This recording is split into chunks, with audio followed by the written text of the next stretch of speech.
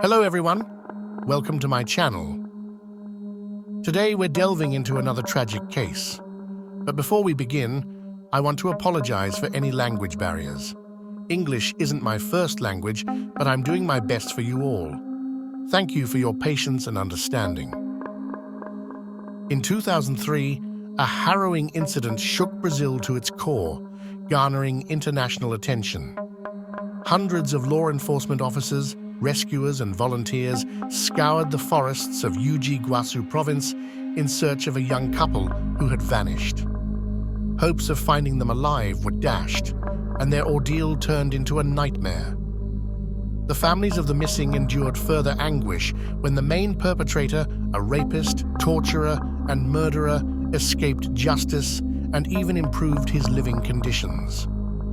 Who were Lyanna Friedenbach and Felipe Café? Lyanna Friedenbach was born in Sao Paulo in May 1987. The girl was the eldest of two children in her family, raised in a prominent and affluent household. Her father, Henry Friedenbach, was a successful lawyer, highly regarded in the city. On the other hand, Felipe Silva Café hailed from Sao Paulo, born into a modest, large family. Growing up, he worked part-time to support himself and his relatives. The two young people first met as schoolmates, developing a friendship that blossomed into mutual affection and youthful love. However, they had to keep their relationship discreet due to several factors. Lyanna's devoutly religious parents instilled strict values in her, including discouragement from romantic entanglements at a young age. Additionally, social disparities between Lyanna's wealthy background and Felipe's humble upbringing added another layer of complexity. Despite parental opposition and societal barriers, Lyanna and Felipe continued their relationship clandestinely, arranging secret rendezvous to spend time together. In the fall of 2003, they embarked on what they hoped would be a romantic getaway. Crafting believable alibis, they deceived their families into believing they were going on innocent outings. Trusting the fabricated stories, both sets of parents allowed their children to embark on their ill-fated journey without suspicion. Filled with unspeakable happiness at the prospect of uninterrupted time together, Lyanna and Felipe ventured to the picturesque Guaçu province.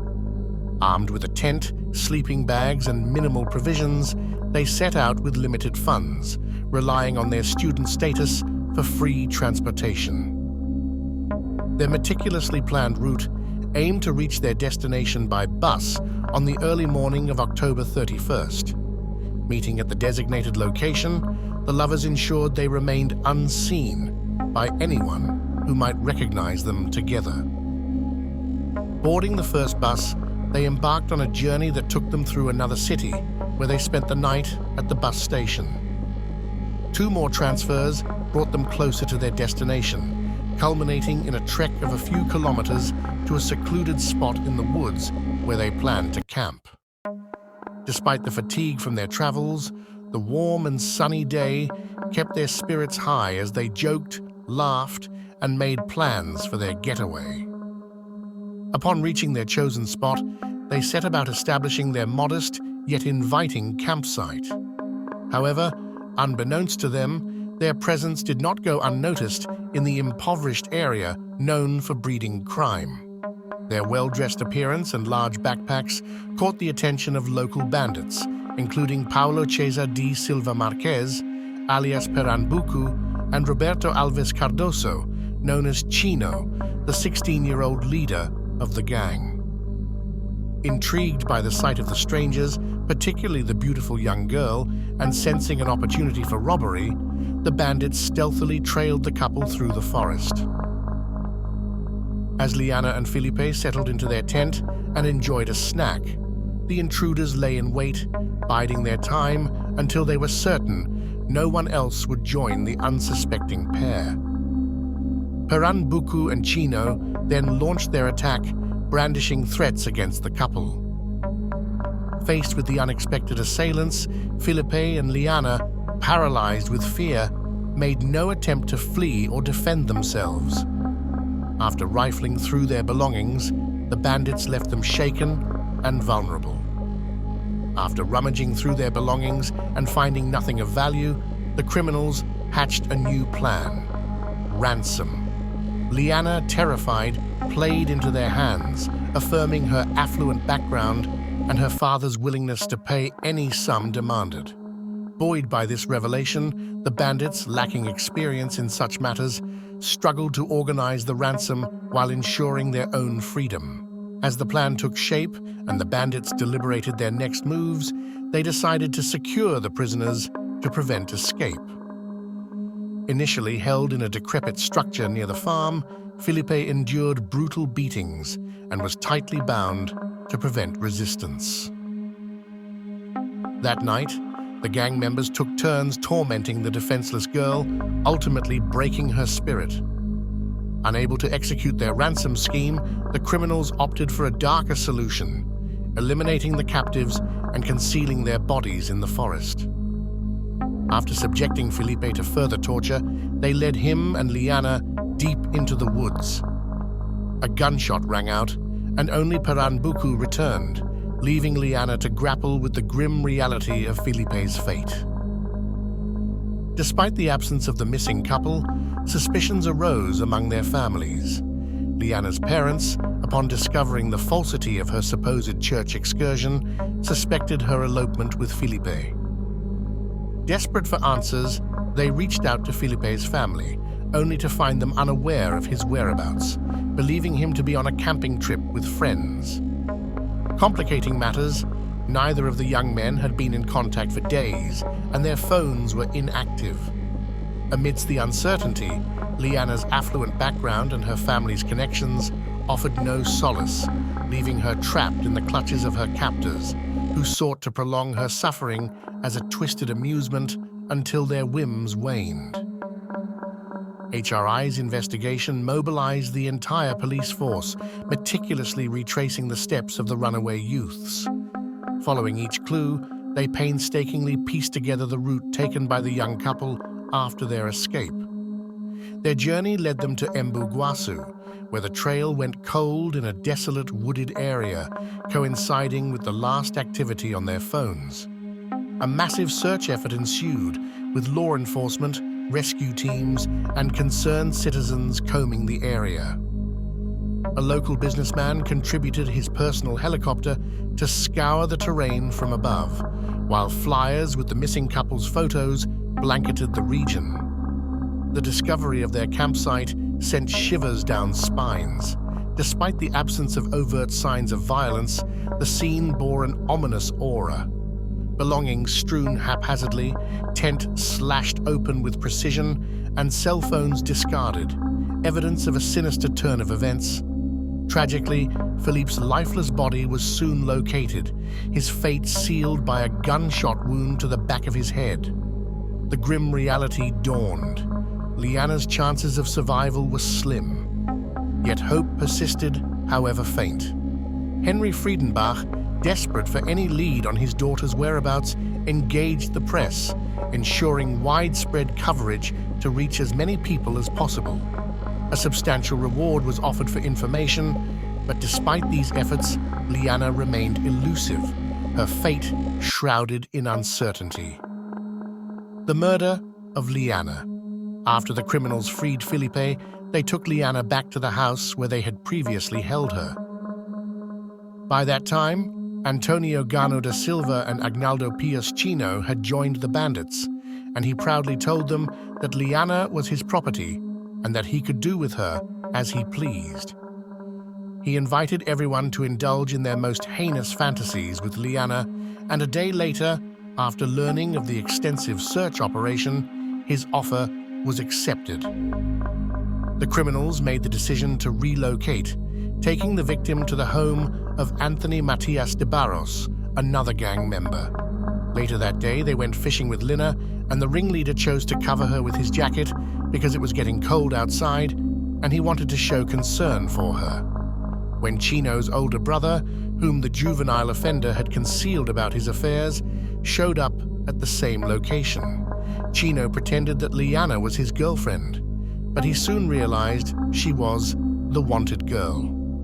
He pulled his brother aside and claimed that his captive was being actively sought, meaning the police were really pursuing them. Chino saw a sign and a call to action in his brother's statements. The bandit led his victim into the forest, where he brutally killed her with a knife and then smashed her head with a rock to make sure she was dead. Lyanna's body was never found. He decided that it was urgent to get rid of Lyanna and then run away and lay low. He lied to Lyanna, saying that she was free and he would lead her to the road. Lyanna was wearing the killer's jacket, which later turned out to be one of the most important pieces of evidence. The criminals were incredibly cruel, cynical, and ruthless, but they were also stupid and short-sighted because they did not try to flee or hide and did not bother to destroy.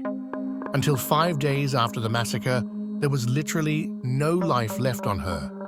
She was severely disfigured, the tangible proof, but also holding the belief that they would never be discovered. The police were able to swiftly identify and capture every member of the criminal gang because of the bandits' foolish self-confidence. As I've already mentioned, Chino left his jacket on the victim's body. In accordance with the results of DNA analysis, it was possible to identify the gang members who had committed violence against Lyanna. All of the gang members were apprehended almost simultaneously, and the ringleader not only did not deny it, but immediately began to testify, boasting that it was he who had kidnapped, abused, and then killed the unfortunate victim. He brought the murder weapon to his house, cleaned it, and hidden it in the yard while he tried to wash the clothes with traces of the murdered girl's blood so that he could wear them still. During a protracted trial, the ringleader provided a chillingly detailed account of Lyanna's final days, sparing no gruesome detail of the atrocities inflicted upon her. Following this harrowing testimony, the wheels of justice began to turn, delivering verdicts with a firm hand. The adult members of the criminal gang faced severe consequences for their actions. Parambua received a life sentence for his role in Felipe's murder, while Antonio Gano de Silva and Agnaldo Pius likewise received life sentences. However, Anthony Matias de Barros, whose involvement was limited to providing the venue for the crimes, received a comparatively lenient sentence of 6 years in prison. The fate of the ringleader, the most depraved member of the gang, was more complex. Despite his young age at the time of the crimes, barely 16, his level of brutality warranted a specialized approach.